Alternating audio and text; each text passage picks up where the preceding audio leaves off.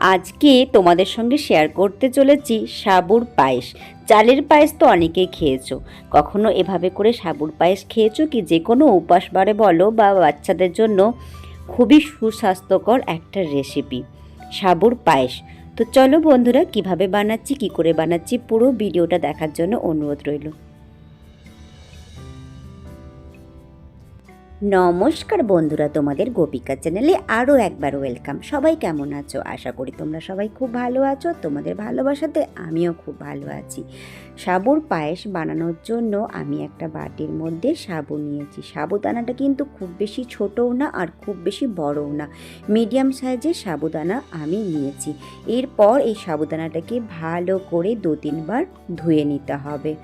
তো ভালো করে জল দিয়ে আমি এই সাবুদানাটাকে ধুয়ে নিচ্ছি। ধুয়ে ভালো করে এটাকে জল ঝরিয়ে নিতে হবে। চালের পায়েসের থেকেও কিন্তু খুবই সুস্বাদু হয় এই সাবুদানার পায়েস। তোমরা যদি কখনো না বানিয়ে থাকো তো অবশ্যই করে কিন্তু এভাবে করে বানিয়ে দেখো, ভালো লাগবে। যে কোনো উপাস বারে বলো বা বাচ্চাদের কিন্তু অনায়াসে খাওয়া যেতে পারে। তো এভাবে করে আমি কিন্তু একবার ধুয়ে ভালো করে নিয়েছি, আরেকবার জল দিয়ে ভালো করে ধুয়ে নিচ্ছি। দেখতেই পাচ্ছ আমি এখানে ভালো করে ধুয়ে নিচ্ছি বারবার।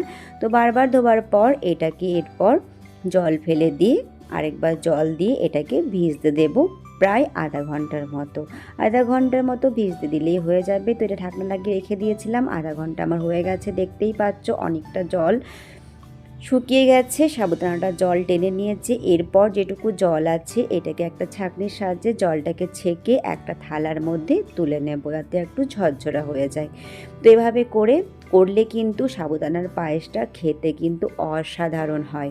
তো এভাবে দেখতেই পাচ্ছ একটা থালার মধ্যে জল ঝরিয়ে এভাবে করে ছড়িয়ে দিচ্ছি। এভাবে করে কিন্তু থালার মধ্যে ছড়িয়ে আমি 15 মিনিটের জন্য এরকম পাখার নিচে বলো বা ঘরের মধ্যে বলো এরকম খোলা অবস্থায় রেখে দেব। তো এতে করে কিন্তু পায়েসটা বানালে পায়েসটা কিন্তু খুবই খেতে দুর্দান্ত হবে। তো এভাবে দেখতেই পাচ্ছ সমস্ত আমি সাবুদানা থেকে জল ঝরিয়ে এভাবে করে একটা থালার মধ্যে তুলে নিচ্ছি।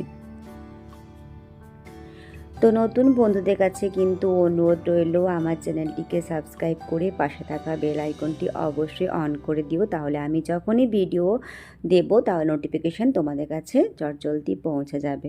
তো দেখতেই পাচ্ছ একটা থালার মধ্যে এভাবে ভালো করে মিলে দিয়েছি। এটা আমি 15 মিনিটের জন্য এরকমভাবে খোলা অবস্থাতেই রেখে দেবো। যেহেতু এখন শীতকাল, পাখার তলায় না রাখলেও চলবে, এরকম খোলা জায়গাতে রাখলেও চলবে। তো দেখতেই পাচ্ছ এখানে কিন্তু আমার 15 মিনিট হয়ে গেছে, বেশ ভালো করে ঝরঝরা হয়ে গেছে সাবুটা। এরপর আমি গ্যাসের মধ্যে কড়াই চাপিয়ে আমি দিয়ে দিয়েছি ঘি। 1 চামচের অল্প একটু পরিমাণে ঘি দিয়েছি। এর মধ্যে ঘিটা গরম হয়ে যাবার পর আমি কিছু ড্রাই ফ্রুটস একটু নাড়াচাড়া করে নেব। প্রথমে দিয়ে দিলাম একটু বাদামটাকে কুচি করে নিয়ে, আর দিয়েছি কাজুটাকেও একটু দুভাগ করে নিয়ে পর আমি একটু ঘিয়ের মধ্যে ফ্রাই করে নিচ্ছি। এতে করে পায়েসের স্বাদ আরও বেশি বেড়ে যাবে। তো বাদামগুলো ভালো করে একটু ভাজার পর আমি দিয়ে দিলাম কিশমিশ দিয়ে পরও আরেকবার নাড়াচাড়া করে নিচ্ছি। এরপর সমস্ত ড্রাই ফ্রুটসগুলো ভাজা হয়ে যাওয়ার পর একটা পাত্রের মধ্যে আমি তুলে নেব। আর ঘি দিয়ে ভাজলে গন্ধটাও কিন্তু খুব সুন্দর বের হয়। তো দেখতেই পাচ্ছ ভাজা হয়ে গেল, ঘি ঝরিয়ে আমি কিন্তু ড্রাই ফ্রুটসগুলো একটা প্লেটের মধ্যে তুলে নিচ্ছি।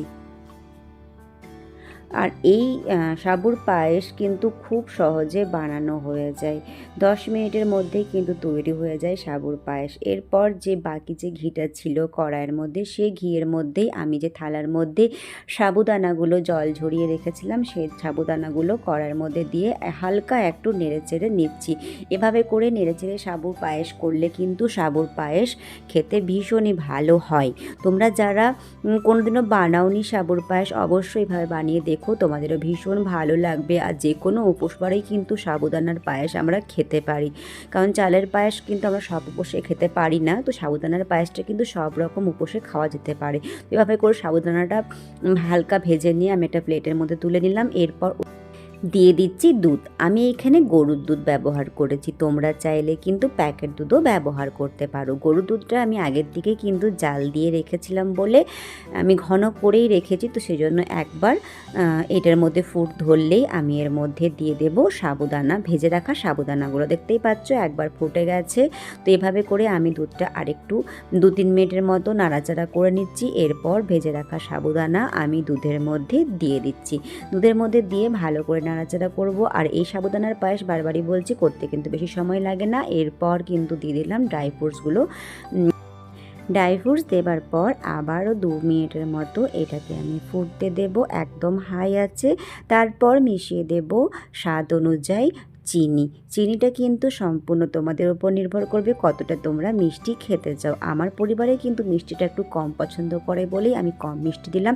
তোমরা চাইলে কিন্তু এখন তো শীতকাল গুড়ের পাটালি পাওয়া যায়, তো গুড়ের পাটালিও কিন্তু তোমরা ব্যবহার করতে পারো। তো আমার কাছে গুড়ের পাটালি ছিল না বলে আমি চিনি দিয়েই আজকে সাবুর পায়েসটা বানালাম। দেখতেই পাচ্ছ ভালো করে এটা ফুটে গেছে। আর বেশি ফোটাবো না, কারণ এটা সাবু একটু ঠান্ডা হলেই একটু জমে যাবে, তো সেজন্য আর ফোটাবার দরকার নেই। এটা কিন্তু আমার একদম তৈরি হয়ে গেছে সাবুর পায়েস। খুব চটজলদি কিন্তু রান্না হয়ে গেল আর সাবুর পায়েস।